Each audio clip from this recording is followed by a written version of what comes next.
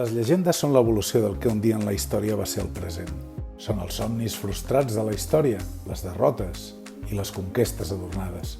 Les llegendes són la connexió creativa entre el passat, el present i el futur.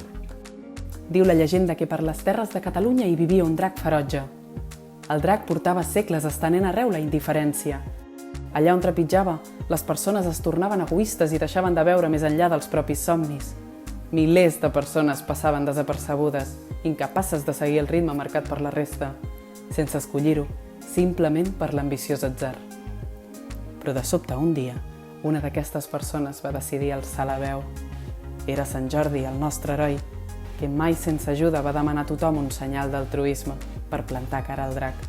Les llegendes són històries de vida de persones que un grapat de gent, molt més gran que tu i que jo, ha decidit que cal explicar als nostres fills. Els ciutadans van començar a regalar roses a l'heroi per acompanyar-lo en senyal d'afecte i ell, amb totes elles, va poder atrapar el drac amb una xarxa de solidaritat immensa i així, mica en mica, la gent va anar recuperant l'empatia i la indiferència va tornar en altruisme. Però sobretot, les llegendes són l'oportunitat d'aprendre, d'evolucionar. Volem donar-vos les gràcies per formar part de la nostra família i de la nostra il·lusió. Gràcies per acompanyar-nos. Gràcies per participar de la llegenda Thais ajuda.